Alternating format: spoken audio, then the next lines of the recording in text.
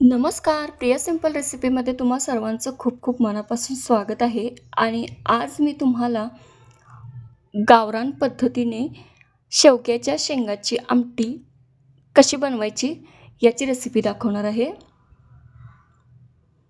तर सर्वात अगोदर इथं मी कुकरमध्ये 1 वाटी तूर डाळ स्वच्छ धुवून घेतलेली आहे.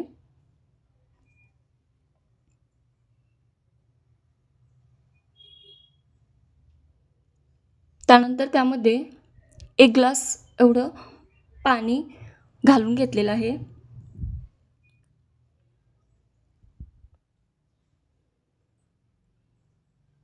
कुकरमध्ये पुन्हा 1 ग्लास पाणी घालून जो तूर डाळ घातलेला डब्बा होता तो कुकरमध्ये घालून घेतलेला आहे आणि याला मी 4 शिट्ट्या या डाळीला काढून घेणार आहे.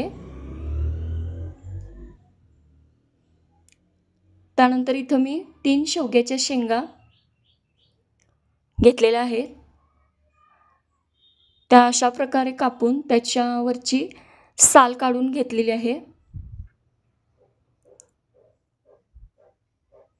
ह्या अशा प्रकारे त्याची साल काढून तिन्ही शेंगा या इथं मी तयार करून घेतलेल्या आहेत. त्यानंतर फोडणीसाठी 1 कांदा बारीक असा चिरून घेतला आहे.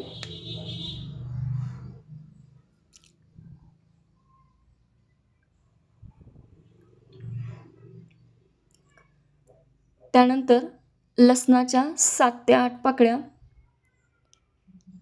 त्याही सोलून घेतल्या आहेत.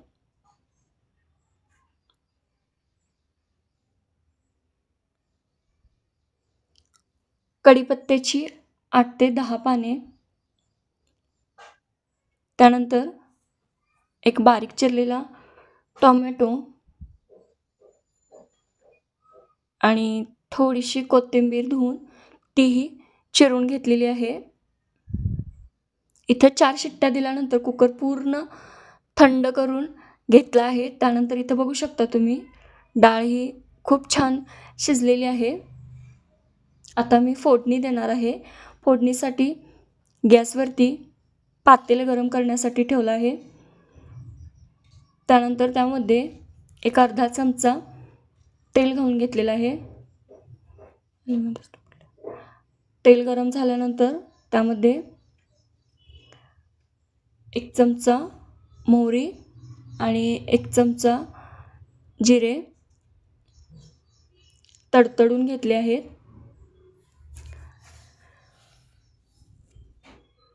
जो बारीक चिरून घेतलेला कांदा होता तो सर्वात अगोदर सोनेरी रंगावर परतून घेतला आहे.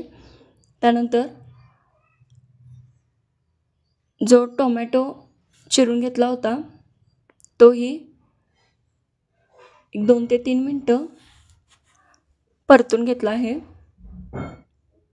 7 ते 8 लसणाच्या पाकळ्या त्या ठेचून घातल्या आहेत आणि कढीपत्ताही घालून छान असं हे परतून घेतलेलं आहे सर्व साहित्य.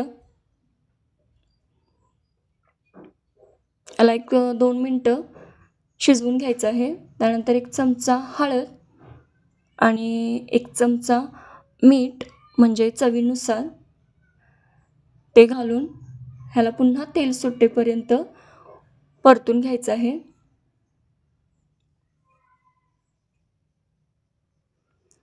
ज्या सोलून घेतलेल्या शेवग्याच्या शेंगा होत्या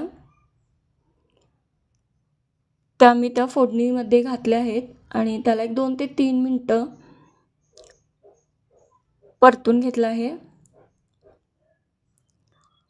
आणि त्यामध्ये शिजलेल्या डाळीचं थोडंसं पाणी घालून त्याची 2 ते 3 मिनिटं अशी वाफ काढून घेणार आहे. म्हणजे त्याला वाफवून घेणार आहे त्या डाळीच्या पाण्यामध्ये.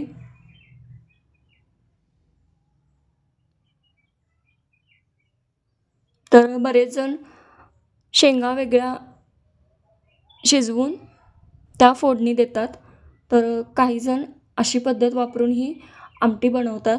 ही अस्सल गावरान पद्धत आहे.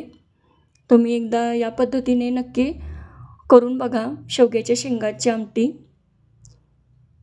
खूपच छान अशी चविष्ट लागते. त्यानंतर एक 2 चमचे लाल तिखट घातलेलं आहे. लाल तिखट घालून हे सर्व साहित्य मी पुन्हा परतून घेतलेलं आहे आणि याला थोडंसं तेल सुटेपर्यंत गॅसवरती अगदी मंद आचेवरती ठेवायचं आहे आणि छान असं तेल सुटल्यानंतर जी शिजलेली डाळ आहे ती त्यामध्ये घालून घेतलेली आहे. आवश्यकतेनुसार पाणी घालून याला उकळी काढून घेणार आहे मी. उकळी म्हणजे शेंगा पूर्ण अशा शिजल्या पाहिजेत त्यामध्ये.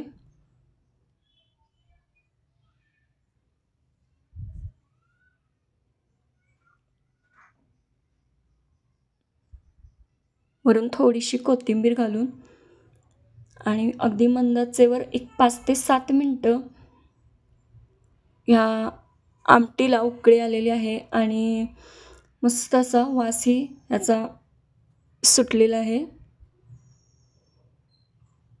आणि शेंगाही छान शिजलेल्या आहेत. रेसिपी आवडल्यास लाईक करा, कमेंट करा, शेअर करा आणि प्लीज चॅनलला सबस्क्राईब करायला विसरू नका.